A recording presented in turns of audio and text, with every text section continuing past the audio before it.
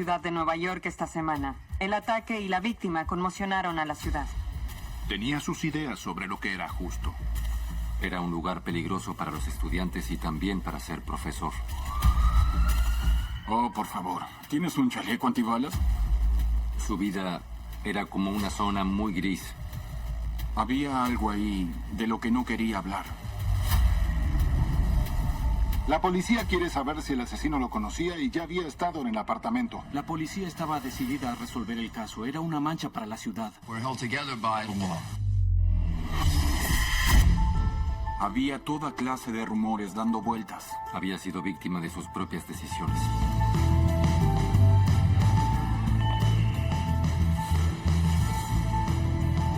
I did not have sexual relations with that woman.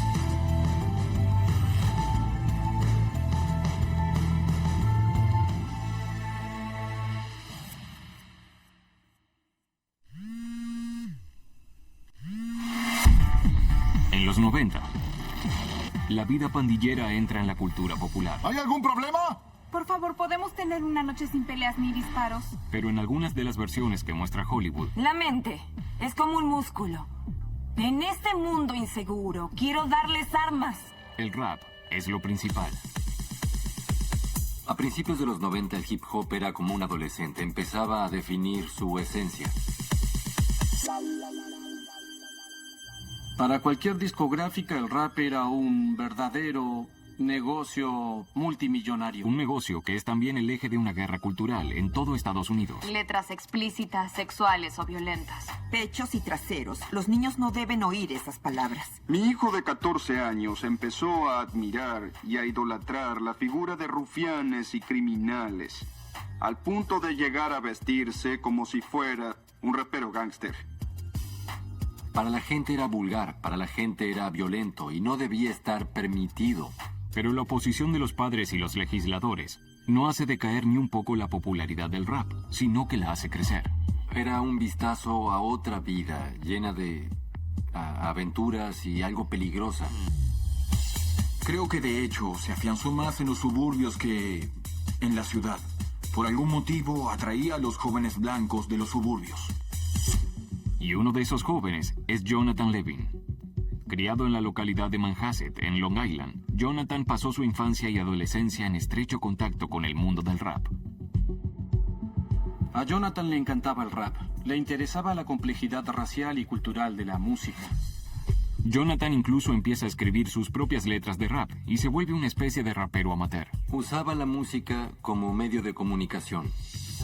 Pero el estilo de vida descrito en su música favorita está muy lejos de la realidad de su hogar de clase media, a 30 minutos del ajetreo y bullicio de Nueva York. Era un joven con muchos amigos en Manhasset, pero la escuela no era para él. En un momento dado, sus padres se separaron. Lo crió su mamá en Long Island. Sus amigos y su entorno eran de clase media alta durante los años que él vivió en Long Island. Pero él no quería ser parte de eso. Venía sintiendo algo en su interior. Tras la universidad, a los 21 o 22 años, Jonathan finalmente se muda a la gran ciudad. Encuentra un apartamento modesto en el Upper West Side de Nueva York. Richard Veloso es su vecino. Parecía un tipo muy simpático. Íbamos juntos a pasear el perro al parque. Era fanático de los Yankees y era muy bondadoso, sin lugar a dudas. Era transparente. Él no era pretencioso para nada. Trabajó para una compañía de seguros varios años, pero no le parecía nada gratificante. Tenía sus ideas sobre lo que era justo. Pensaba que el mundo del dinero y los negocios, en muchos casos, terminaba aprovechándose de las personas. Buscando un propósito, Jonathan decide probar suerte como profesor. Se inscribe en una maestría en educación en la Universidad de Nueva York. Yo era profesor en la Escuela de Educación de la Universidad de Nueva York cuando llegó Jonathan. Era una persona extrovertida y muy sociable, que casi todo el tiempo parecía estar acelerada. Siempre parecía estar queriendo recuperar tiempo perdido. Decidió enseñar lengua porque le gustaba leer, la literatura y escribir. En 1993, Jonathan consigue un empleo como profesor de lengua en una de las secundarias más complicadas del país. William Taft, en el Bronx. Fue algo casual. Le surgió la oportunidad de enseñar en Taft y la aprovechó. Era una opción interesante. Sin dudas dejaba de lado, al menos para mí, todo ese concepto de privilegio. Aunque el delito baja en el resto de la ciudad de Nueva York, el Bronx queda relegado. We're held together by law. That's the principle that keeps us all together. Yo era reportero de New York 1. Aunque se hablaba de la baja del delito, la gente del Bronx no sentía eso. Me crié en ese vecindario a calles de Taft. Cuando Jonathan me contó que trabajaría en esa escuela, le dije, oh, por favor, ¿tienes un chaleco antibalas? La verdad, yo estaba bromeando, pero no tanto. Me parecía ingenuo de su parte que estuviera metiéndose en eso. La secundaria Taft tenía muy mala fama. Era un lugar peligroso para los estudiantes y también para ser profesor. Yo llegué al Bronx en 1975. El vecindario no era pintoresco. Por desgracia, hacían falta detectores de metales. Muchos de los estudiantes que traían cuchillos o destornilladores o lo que fuese no eran jóvenes malos. Los traían porque creían que los protegerían en caso de que los atacaran. Según la policía, hubo un reciente incremento en los ataques de pandillas. Hay niños de 11 años que se unen a estos grupos. Pero hay que reconocer que cuando él veía a esos jóvenes, no veía estadísticas de violencia armada o consumo de drogas o pobreza. Veía jóvenes. Estaba decidido a buscar un modo de comunicarse con ellos y poder guiarlos para que hicieran algo distinto con su vida. Como una escena de Mentes Peligrosas. Lo que debes hacer es atraer su atención. Al principio, a Jonathan le cuesta ganarse el respeto y la confianza de los estudiantes, pero sabe que su vida es complicada y que algunos de ellos vienen de hogares desintegrados. Y se le sumaba la cultura de la droga y además el desempleo y la falta de oportunidades. Para un adolescente que vivía en el Bronx o que iba a esa escuela, no había muchos motivos para ver su futuro con optimismo. Desde un comienzo, Jonathan deja de lado las reglas tradicionales de la enseñanza. Él enseña literatura relacionándola con la vida de los estudiantes. En lugar de querer imponerles una cultura sofisticada, él les hablaba en su idioma. Y no hay mejor idioma para los estudiantes que una canción de rap. ¿Y saben algo? De Shakespeare al rap, hablamos de las mismas cosas. Hablamos del amor perdido, hablamos de traición, hablamos de celos y todo eso. En su deseo de ganarse a esos jóvenes que lo veían como un predicador blanco, ¿qué hace acá? Nosotros no le importamos. Él empleaba la música para tener algo en común con ellos y hacer que hablaran de su vida. Ganarse a sus estudiantes no resulta fácil. Muchos de ellos, como Corey Arthur, de 16 años, criado en las viviendas sociales de Brooklyn, son listos y cínicos. Si naciste en Brooklyn, eres rudo. Eres más rudo que los demás y lo demostrarás de la manera que haga falta. Tuve problemas en la escuela en Brooklyn. Mi mamá vivía en el Bronx, así que tuve que ir ahí. En Taft, Corey termina en la clase de lengua del señor Levin, pero casi nunca va. Su clase era mi última clase del día. Nunca tenía ganas de ir. Un día salí por la puerta trasera de la escuela y él estaba ahí. Al principio no sabía que era él, solo vi un tipo fumando. Estaba encendiendo un cigarrillo. Al otro día me dije a mí mismo, ¿sabes qué? No puede ser tan malo, fuma. Yo fumaba y dije, está bien. Así que fui a la clase.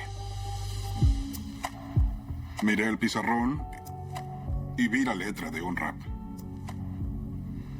Al principio pensé que era uno de esos tipos que usaba eso como herramienta para ganarse a los estudiantes. Después me di cuenta de que él sabía algo de eso. Y le di una oportunidad. Ahora que tiene su atención, Jonathan incentiva a Corey para que vaya más seguido a la clase. Él no decía, mejor que vengas a clase. sino que daba a entender que no sería mala idea. ¿Te hacía sentir eso? Quizás debería ir a clase. Entregué una tarea y adentro había una carta que le había escrito a una muchacha.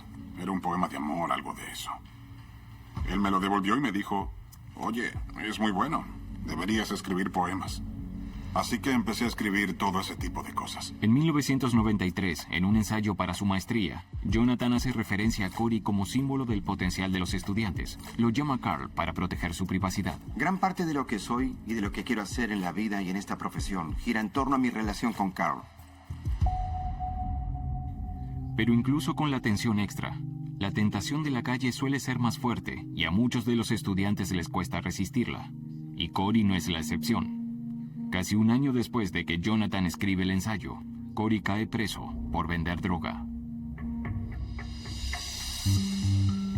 Cuando salí, él trató de hacerme entrar a un instituto terciario del Bronx. Pero yo le dije, no creo que vaya a seguir estudiando. No era que no me gustara estudiar, sino que el estudio no era mi prioridad. Jonathan se desilusiona cuando Cory abandona los estudios, pero está decidido a impedir que otros estudiantes queden fuera del sistema. Con el pasar de los años, les dedica cada vez más tiempo, incluso fuera del horario escolar. Iba a ver jugar a los estudiantes, sobre todo al básquet, pero también iba a las actividades que los jóvenes hacían los sábados, que no tenían nada que ver con Taft. Él iba a esas actividades solo para brindarles su apoyo.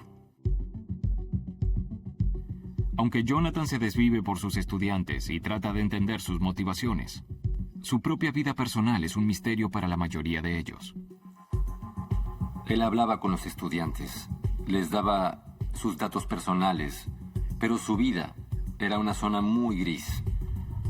Yo notaba que había algo ahí que era secreto, que él no quería reconocer, y de eso él no estaba dispuesto a hablar ni a contarnos.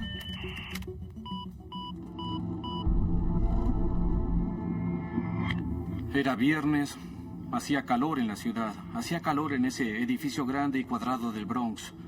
Los Yankees jugaban contra los Red Sox esa noche. Pese a las temperaturas cuasi veraniegas, Jonathan debe volver a la escuela el sábado por la mañana para un programa de tutelaje.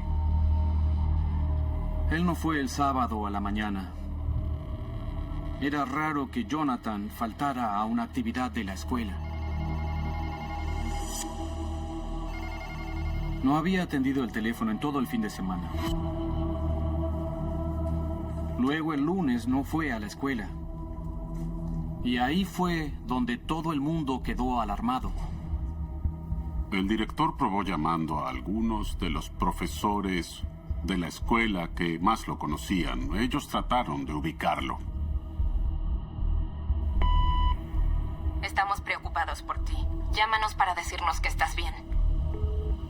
Al final, el lunes a la noche, un grupo fue a su apartamento con la policía. Llaman a la puerta de Jonathan, pero no atiende nadie. Luego llaman a la puerta del vecino de al lado de Jonathan, Richard Veloso, y le preguntan si él vio a Jonathan. No lo veía desde el viernes. Me dijeron si podía abrirles yo. Richard busca la copia de la llave. Se ofrece a entrar primero para sujetar al perro. Abrí la puerta y di un paso hacia adentro. Había olor. Empecé a ver formas y cosas. Pero cuando mis ojos se acostumbraron a la luz, vi que era un cuerpo.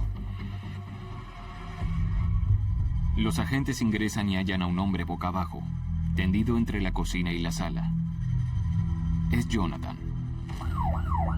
El detective Thomas McKenna, de la División Homicidios de Manhattan Norte, recibe una llamada. Recibí un aviso. Había un homicidio en la avenida Columbus.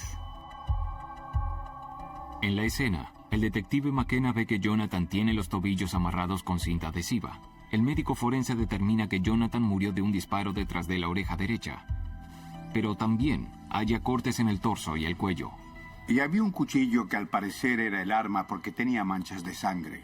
Era evidente que había vivido un calvario antes de terminar muerto. Lo habían amarrado. Tenía cortes Yo sabía que eso llamaría la atención no solo del departamento de policía, sino de los medios. En efecto, mientras los investigadores trabajan, la prensa ya empieza a llegar al lugar. Según la policía, Jonathan Levin, de 31 años, recibió un disparo en la cabeza. Tenía las manos y los pies amarrados con cinta. No había accesos forzados en el apartamento. A diferencia del Bronx, un homicidio en el Upper West Side es noticia. Recuerdo que yo estaba frente al apartamento. El Upper West Side en los 90 era un lugar seguro, la comunidad era muy unida y eso los inquietó. Que hubieran matado a alguien en su propia vivienda puso nerviosos a todos.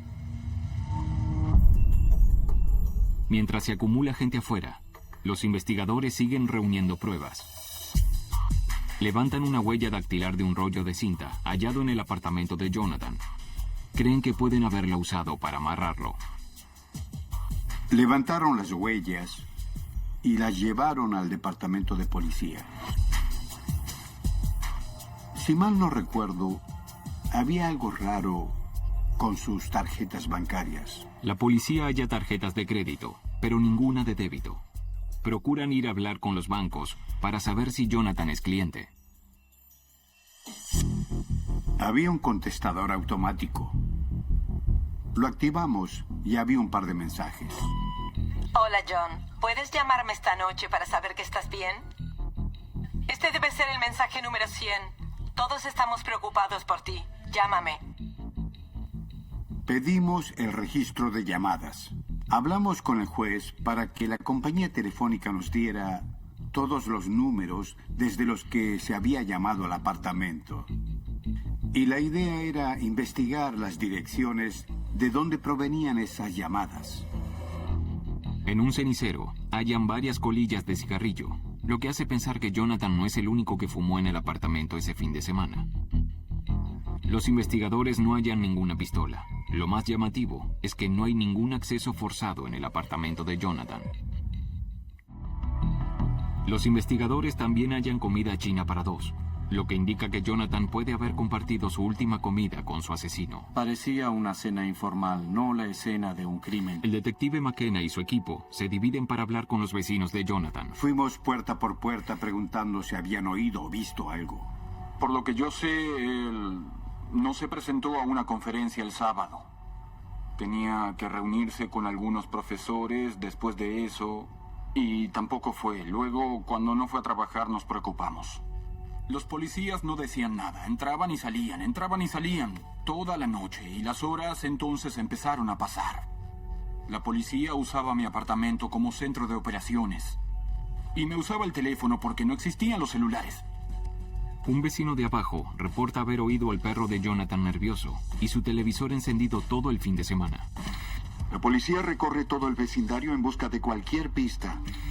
Una de las últimas personas en verlo con vida fue una empleada de la tienda que está debajo de su apartamento. Ella le preparó un sándwich el sábado.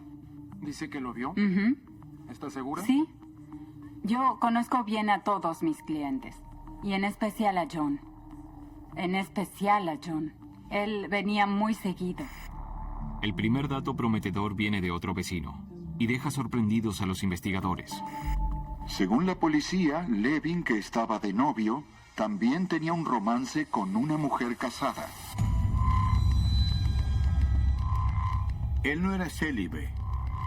Tenía muchas amigas. Una de las primeras hipótesis fue que quizás tenía una aventura y un esposo despechado lo había matado y torturado. ¿Podría Jonathan haber sido víctima de un triángulo amoroso? ¿Por eso era tan celoso de su vida privada? Y entonces había toda clase de rumores dando vueltas. Quizás había sido víctima de sus propias decisiones. Los detectives están hablando con todos, interrogando a extraños y también a los que conocían a Jonathan Levin. Los detectives están interrogando a sus novias, exnovias, así como a una mujer casada con la que se dice que estaba saliendo. Por ahora no han revelado ningún nombre. Según una de las hipótesis, quizás tenía una aventura y un esposo despechado lo había matado y torturado. Tenía amigas. Había que investigarlas. Parecía que la idea era convertir a la víctima en sospechoso. Había muerto por un conflicto o lo había matado a alguien que conocía o algo que estaba haciendo había terminado mal. Eso era lo que creían los investigadores del caso. En un primer momento, como de costumbre, los reporteros empezaron a especular sobre lo que podía haber pasado y se empezaron a tejer muchas teorías. Pese a las especulaciones de los medios, la policía mantiene los detalles en secreto. Ellos tienen sus motivos y aún no quieren relevarlos. En la secundaria Taft, ante la noticia del crimen de Jonathan, todos se muestran muy apenados. Lo único que puedo decir es que cuando me enteré, me quedé helado. No podía creerlo. Todos los profesores y estudiantes estaban consternados. Había desde estudiantes con ataques de asma hasta estudiantes con crisis nerviosas. Las emociones lo sobrepasaban. Era un excelente profesor, era joven, era idealista, era alguien que los estudiantes y el personal querían. Saber que le pasó algo así al señor Levin es algo muy impactante. El martes, los estudiantes se enteraron de su asesinato. Algunos quedaron tan afectados que tuvieron que llevarlos al hospital. Durante días se vio llorar a los estudiantes, a sus estudiantes. Él era el mejor de todos para mí, porque entendía a todo el mundo.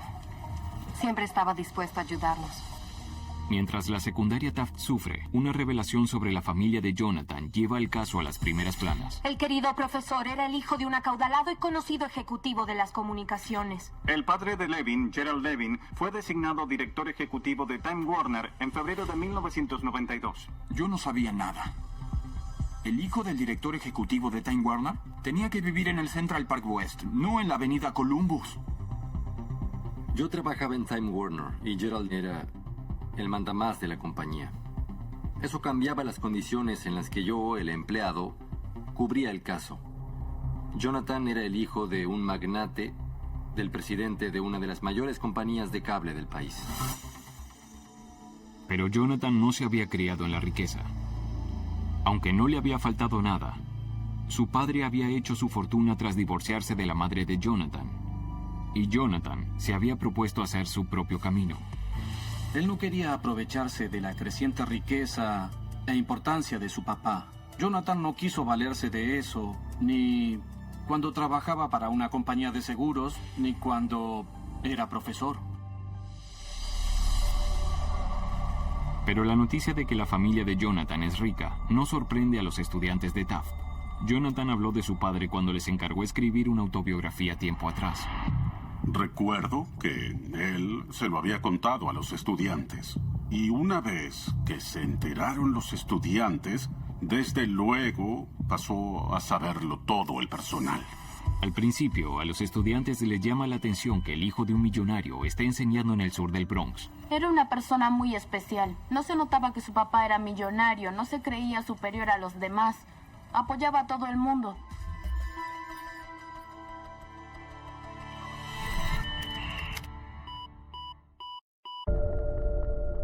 Acompañando el ataúd, el padre de Jonathan, Gerald Levin, director de Time Warner, casi sufre un colapso al ingresar al funeral de su hijo, a quien él llamó su héroe.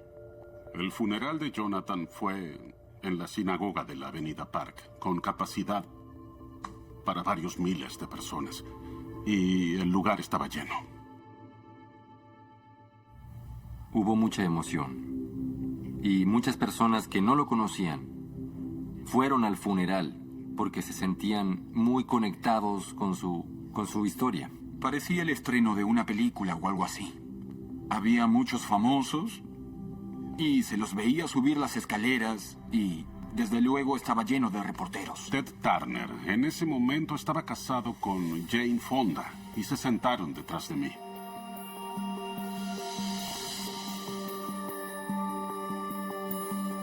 Fueron muchos estudiantes, fue conmovedor.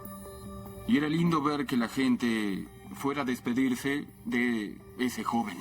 Mientras los seres queridos de Jonathan lo lloran, la policía le dice a la prensa que está investigando.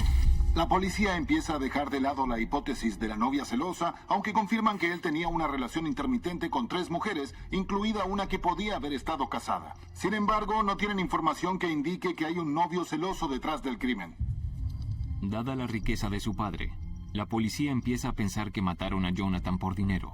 En la calle, la gente empezó a especular sobre qué podía haber motivado el crimen de Jonathan, y era una mezcla de factores, una mezcla de teorías. Y era abrumador por todos esos informes sobre quién era su padre y toda la especulación sobre cómo lo habían matado y por qué. A 1500 kilómetros de ahí, en Chicago, los agentes del FBI consideran otra posibilidad. Ellos están tras un hombre peligroso llamado Andrew Cunanan. Andrew Cunanan era un asesino en serie que estaba en la lista de los más buscados del FBI por varios crímenes que había cometido. Algunas de sus víctimas eran amantes suyos. Circulaban rumores de que Jonathan era gay y de que podía haber sido víctima de Cunanan. El FBI vinculó a Cunanan con otro crimen en Pennsville, Nueva Jersey, a menos de 200 kilómetros de la ciudad de Nueva York. ¿Es posible que él también haya matado a Jonathan?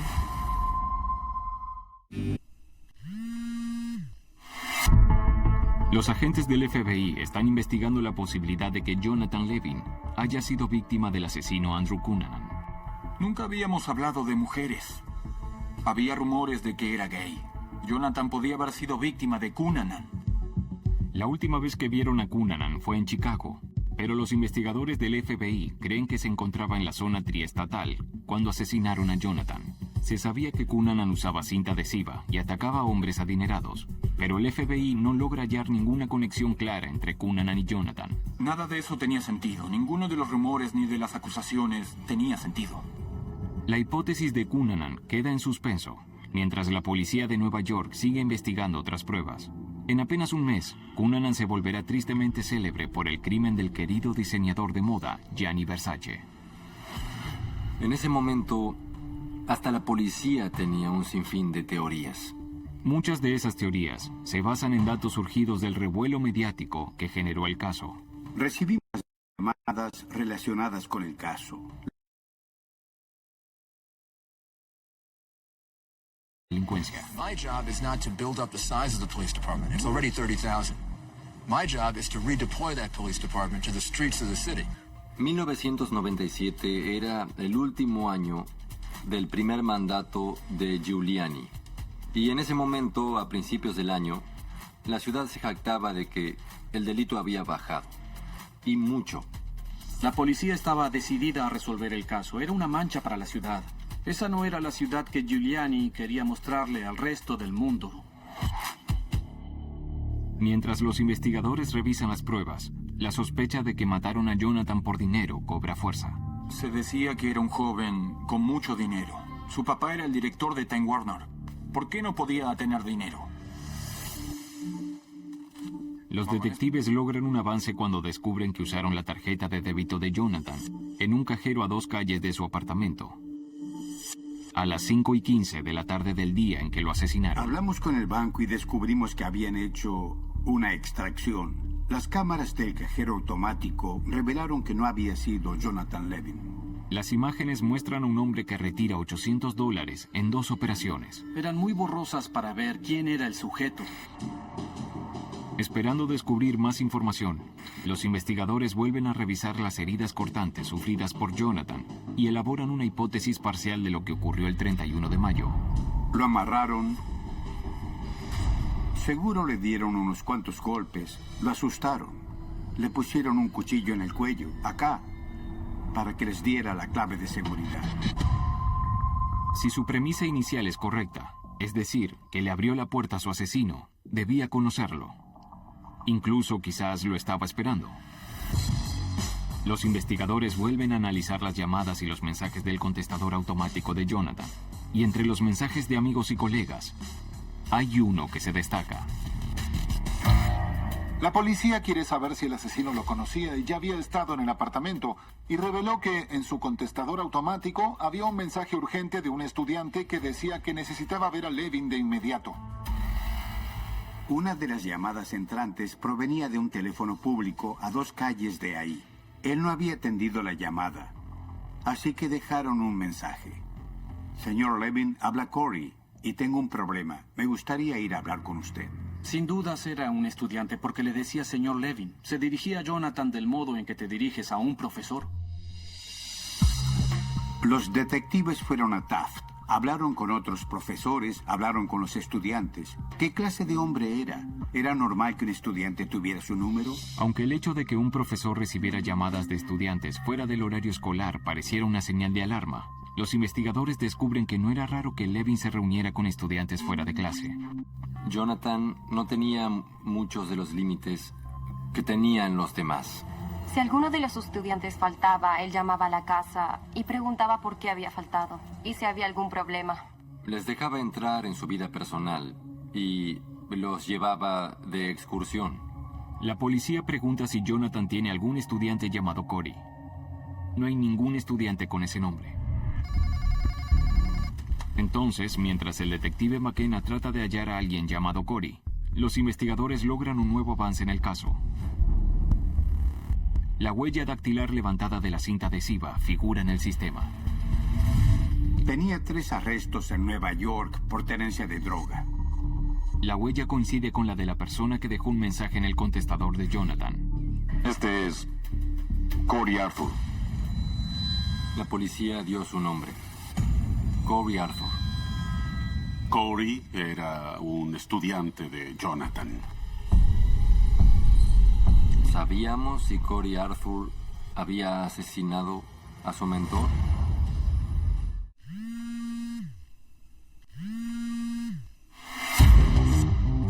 La policía está tras un nuevo sospechoso del crimen de Jonathan Levin, el ex estudiante a quien él alentó y el eje de su ensayo de 1993, Cory Arthur.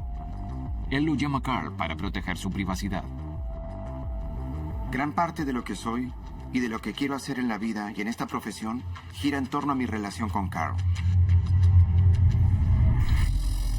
Tenemos motivos para creer que nos esté evadiendo y ofrecemos $11,000 de recompensa. Se ofrecía dinero por datos. Algún dato que, llevara a su arresto. La policía necesita la ayuda de la comunidad para hallarlo. Los medios se vuelven una valiosa herramienta. Los medios eran un caos.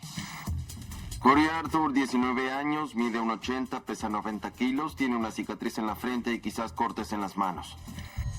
El equipo táctico de la policía de Nueva York allana varias viviendas en Brooklyn. En las últimas 48 horas, la policía allanó varias propiedades. En cada ocasión, según el detective a cargo, estuvieron un paso detrás del principal sospechoso, Cory Arthur. La policía allanó la casa de una novia y la casa de la hermana de Arthur en Bed-Stuy esta tarde. Según la policía, en una de las viviendas se hallaron prendas de Arthur manchadas de sangre. Saturamos Brooklyn. 6 equipos, que eran 12 hombres. Pues sí, estuvo acá, pero se fue. Se fue a tal lugar, se fue a otro. Llegamos 1 hora más tarde. Mientras la policía recorre Brooklyn, una exnovia de Cory da el nombre de un posible cómplice. Ella dijo que el crimen no había sido obra de una sola persona. Había una segunda persona implicada. Alguien llamado Mountain Hart. La relación de Mountain con Cory no estaba clara. Parecían conocerse del vecindario, pero no parecían ser amigos. Gracias a un dato, enseguida arrestan a Mountain en el vecindario de Brownsville. Tras horas de interrogatorio, en una confesión manuscrita, reconoce haber estado en el apartamento de Jonathan e implica a Cory. Mountain quería parecer como si él fuera un cómplice involuntario. Solo lo había acompañado y entró en el apartamento. Habían ido en busca de dinero. Quizás se lo pidieron y el profesor dijo que no. Según Mountain, Cory tenía la pistola. Él le dijo a Mountain que buscara la cinta, y fue idea de Cory usar el cuchillo. Mountain describió a Cory como alguien cruel. Contó que Jonathan le suplicaba a Cory y le preguntaba por qué hacía eso. No podían dejarlo con vida porque los identificaría y ellos irían a la cárcel. Para Mountain, el único responsable del hecho era Cory. Era un hecho que Cory había llevado a su desenlace final. Mountain no había hecho nada. La búsqueda de Cory Arthur se intensifica. Había que averiguar bien en qué lugar estaba y atraparlo lo antes posible. Finalmente, con la ayuda de una exnovia, la policía localiza a Cory en la casa de su abuela, en el vecindario de Bedford. La detención fue hecha por una unidad táctica de la policía, lo que indicaba la seriedad con la que la policía se tomaba el asunto y cuánto les preocupaba que Corey estuviera armado y se resistiera. Today, the police arrested Corey Arthur, who's 19 years old, and Montoon Hart, who's 25 years old. Acusan a Corey Arthur de homicidio premeditado y robo. Montoon Hart queda acusado de homicidio no premeditado y robo agravado. Durante su interrogatorio, Corey da una versión muy distinta de la de Montoon, y que ni siquiera incluye a este último. Él afirma que fue a ver a Jonathan solo. Corey dijo que estaban hablando y que unos hombres entraron en el apartamento y mataron a Jonathan. Así que en esencia lo sorprendieron. Para justificar sus huellas, Corey dijo que los atacantes, a quienes no conocía, lo obligaron a amarrar a Jonathan. Corey le dice a la policía que luego huyó del apartamento y que no se enteró de la muerte de Levin sino hasta más tarde. No reportó el hecho porque tenía miedo de que lo acusaran. Se niega a dar nombres o a hablar de los detalles del crimen hasta el día de hoy. No hablaré de ese día. Su familia merece más que eso. Hay mucho dolor de por medio, muchos sentimientos, viejo. Si ellos quieren acercarse a hablar conmigo, estoy más que dispuesto a recibirlos. Mientras los atacantes esperan el juicio, los medios atacan con dureza a Corey Arthur. Pero la prensa también halla un tercer culpable del hecho. La víctima, Jonathan Levin. La gente criticaba su manera de enseñar, pues él mismo se lo buscó por acercarse tanto a los estudiantes. Él estaba dispuesto a probar métodos no convencionales para educar y ganarse a los jóvenes. Aunque la suya es una historia de servicio y dedicación, nos deja una buena enseñanza en cuanto a los límites y las precauciones. De 1998, Carol, la madre de Jonathan, tiene la posibilidad de hablarle en forma directa. Uno de los momentos más impactantes del juicio fue cuando Carol Levin habló, indignada, y con razón acusó a Corey de aprovecharse de la única persona que se preocupaba por él. Ella nunca podrá perdonarlo, ni debería tener que perdonarlo. El caso aún no está terminado. Aún deben juzgar a Montoon Hart, que puede recibir cadena perpetua.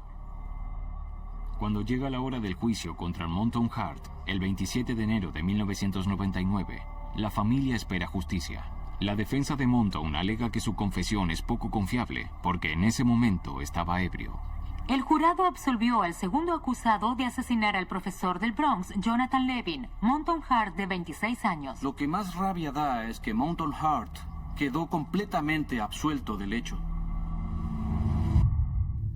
Corey Arthur sigue cumpliendo su condena a 25 años en una prisión del estado de Nueva York. Aunque se niega a hablar de lo que pasó ese día, reconoce que Jonathan estaría vivo de no haber sido por él. Yo me hago responsable de la muerte de Jonathan Levin. No puedo revivirlo y no puedo hacer que los demás dejen de sufrir. En Taft, tanto los profesores como los estudiantes siguen afectados por la muerte de un profesor querido y por el hecho de que fue provocada por uno de sus estudiantes. Daba miedo pensar que, como profesores, podíamos estar en una situación así. Cualquiera de nosotros. Todos nosotros teníamos ex estudiantes que, pues, podían haber sido la misma clase de persona que Corey Arthur. Eso significaba que, como profesores, debíamos ponerle fin a cualquier relación que tuviéramos con un estudiante. No, yo no creía que fuera así, pero tendría que haber sido así.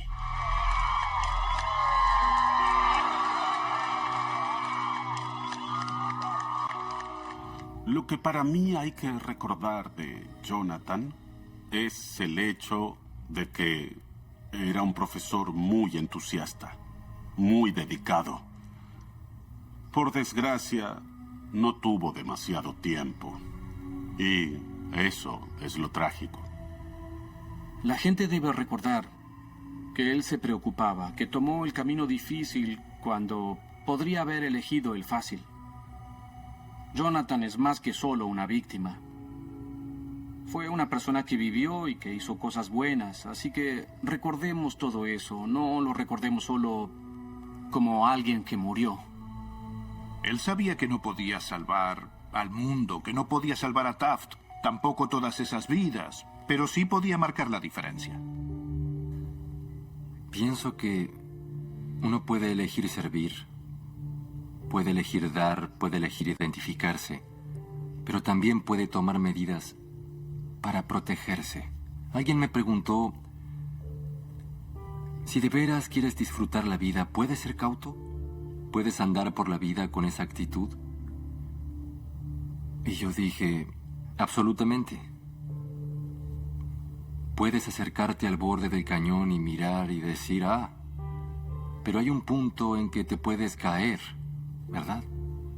Y entonces no verás más paisajes ni puestas del sol, ni el mar, ni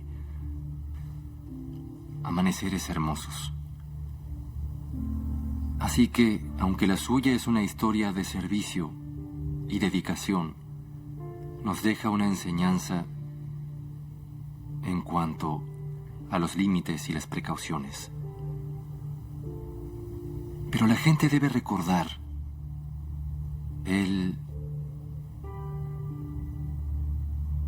tomó la decisión de servir. Él estaba dispuesto a probar métodos no convencionales para educar y ganarse a los jóvenes. Y pese a poder tener una vida de privilegios, él eligió dar. Los estudiantes se quedaron sin su ejemplo, se quedaron sin la empatía de una persona que podría haber tomado otro camino y haber vivido una vida muy distinta. Y estoy seguro de que mucha gente, sin dudas los educadores, se preguntan dónde está el límite, cuánto es demasiado. Pero él dejó un legado de altruismo y hace falta más gente así. Doblado al español en Civisa Media.